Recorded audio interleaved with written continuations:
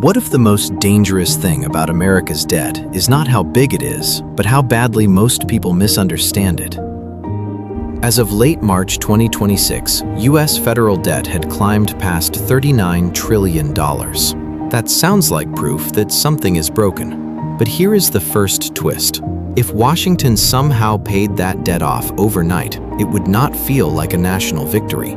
It could hammer retirement funds, destabilize treasury markets, strain bank balance sheets, and force some brutal mix of tax hikes, spending cuts, asset sales, or monetary shock. Debt is not just a warning sign inside the modern system. Debt is part of the modern system. That does not mean debt is harmless. It means the real question is not, why is there debt? The real question is, when does debt stop being a tool and start becoming a trap? And once you understand that, you understand why almost every country on Earth is in debt. National debt, or sovereign debt, is the money a national government has borrowed over time. When a government spends more than it collects in taxes and other revenue, it runs a deficit. To close that gap, it borrows, usually by issuing bonds. In the United States, those are Treasury bills, notes, and bonds. The national debt is the accumulation of those past deficits, plus the interest attached to them. And one distinction matters. The U.S. national debt is not your mortgage. It is not your credit card. It is not California's debt. It is the debt of the federal government. So why do governments borrow? First, because taxes arrive over time, but bills do not wait. Governments have to pay for defense, roads, disaster relief, pensions, health systems, and basic services now. Second, because crises do not send polite warnings. Recessions, wars, pandemics, bank failures, energy shocks, and natural disasters can force governments to spend huge amounts very fast. During COVID, Washington borrowed massively to stop households, businesses, and markets from falling into a deeper collapse. Third, because some borrowing can make a country stronger. Infrastructure can raise productivity for years. But there is a darker reason too. Governments also borrow because telling voters the truth is painful. Cutting spending hurts. Raising taxes hurts. And debt often becomes the bridge between what a country promises and what it is honestly willing to pay for. That is when debt stops being just finance and starts becoming politics. So why not skip the borrowing and just print money? Because that is where people confuse the Treasury with the Federal Reserve. The Treasury spends and borrows. The Fed runs monetary policy. And the Fed is not there to buy brand new debt on command. If governments could solve chronic overspending by creating money forever, every failed state in history would have solved its problems that way. Instead, when governments lean too hard on money creation, trust in the currency starts to crack. Prices jump, savings get eaten, capital runs. Debt is not just borrowed money, it is borrowed time. And borrowing does something printing cannot do. It forces a country to face a market test. If investors trust you, they lend cheaply. If they do not, borrowing gets expensive. Sometimes it gets impossible. The bond market is where governments go to learn what the world really thinks of them. Now comes the question a lot of Americans get wrong. Who does America actually owe? Not mainly one giant villain overseas. A huge share of U.S. debt is tied to Americans, American institutions, and the machinery of American finance itself. In late March 2026, roughly $31.4 trillion of federal debt was held by the public, while about $7.6 trillion sat in intragovernmental accounts, including trust funds such as Social Security. And held by the public does not just mean random strangers. It includes pension funds, insurance companies, mutual funds, banks, corporations, state and local governments, the Federal Reserve, and individual investors. So, a large part of America's debt is America owing money to Americans. Foreigners matter too, but not in the cartoon version many people imagine. At the start of 2026, foreign investors held about $9.3 trillion in U.S. Treasury securities. Japan was the largest foreign holder. The United Kingdom was next. Mainland China was behind both. So the old line that China owns America is not just simplistic, it is outdated. The real story is larger. Treasuries are some of the safest and most liquid assets on Earth. Governments use them for reserves, banks use them as collateral, funds use them to park cash.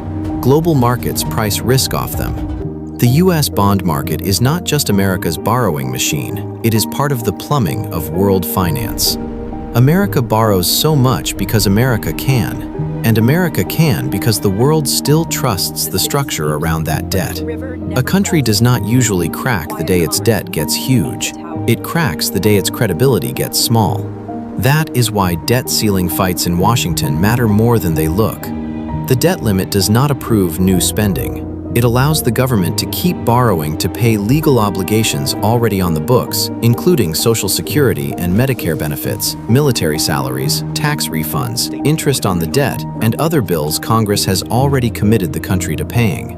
That is also why this stops being abstract.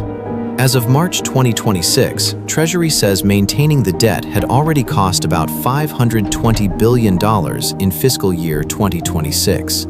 The Congressional Budget Office projects the 2026 federal deficit at about $1.9 trillion and net interest near $1 trillion. Debt is no longer just some giant number hanging over the future. It is already competing with the future.